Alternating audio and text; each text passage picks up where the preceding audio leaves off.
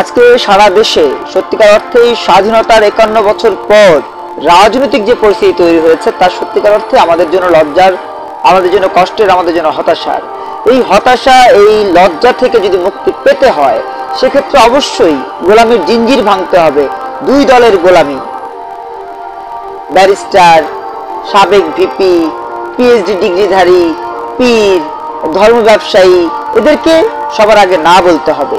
যদি আপনি এদেরকে না বলতে না পারেন, দুর্নীতিবাজদেরকে যদি না বলতে না পারেন, যদি ব্যর্থ হন দুর্নীতির এই রাঘব বোয়ালদেরকে না বলতে, তাহলেই কিন্তু তারা আপনার কাঁধের উপরে জগদ্দল পাথরের মতো চেপে বসবে, যেভাবে চেপে বসেছে গত 50 বছরে পিএইচডি হোল্ডার। বাবা, পিএইচডি হোল্ডার দিয়ে আমি কি করব? নামের আগে ডক্টরেট, রাজনীতি করেন, তার গাড়ি ছাড়া চলার সম্ভব হয় না, সাধারণ মানুষের কাতারে তিনি দাঁড়াতে পারেন না, তাদের রাজনীতি দিয়ে আমি কি করব? আপনি কি করবেন? আমাদের কি হবে এসব মানুষদের রাজনীতি দিয়ে? মন্ত্রীর ছেলে, মন্ত্রীর মেয়ে, তাতে আমাদের কি যায় আসে? সাবেক মন্ত্রীর ছেলে, সাবেক মন্ত্রীর মেয়ে, আমাদের কি যায় আসে? সাবেক এমপির ছেলে, সাবেক এমপির মেয়ে, আমাদের কি যায় আসে? স্বাধীনতার 51 বছর পর আমরা গোলামি করে যাচ্ছি, সাধারণ মানুষ গোলামি করে যাচ্ছে। এই গোলামি থেকে মুক্তির জন্য নতুন ধারা বাংলাদেশ এনডিবি রাজনীতি করছে।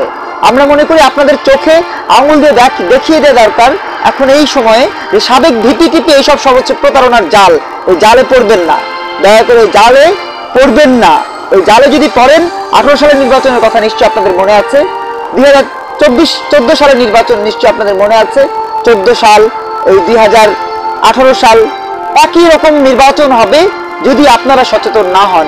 যদি আপনারা সচেতন না হন, যদি আপনারা আপনাদের নিজেদের নৈতিক জায়গাটি খুঁজে বের করতে ব্যর্থ হন, সেক্ষেত্রে কিন্তু আবারও আপনারা প্রতারণার জালে আবদ্ধ হয়ে যেতে পারেন, আবারও আপনারা সেই তাদের শিকারে পরিণত হতে পারেন।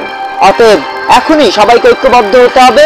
কারো 10 লক্ষ, কারো 20 লক্ষ সংখ্যায় পরিণত যদি না হতে চান, যদি সংখ্যায় এই মাথাটা বিক্রি করতে না চান, যদি সত্যিকার অর্থে আপনি আপনার দ্রব্যমূল্য নিয়ন্ত্রণে রাখতে চান, যদি গ্যাসের দাম, দ্রব্যমূল্যের দাম, যদি বিদ্যুতের দাম, তেলের দাম কমাতে চান, যদি বাড়ি ভাড়া, গাড়ি ভাড়া কমাতে চান, আপনার দাবি আপনাকেই বাস্তবায়ন করে নিতে হবে। আপনার দাবি, আপনার অধিকার আপনাকেই আদায় করে নিতে হবে। আর সেজন্য চাই সত্যিকার অর্থে গোলামির জিঞ্জির থেকে বেরিয়ে আসা, প্রতারণার জাল থেকে বেরিয়ে আসা।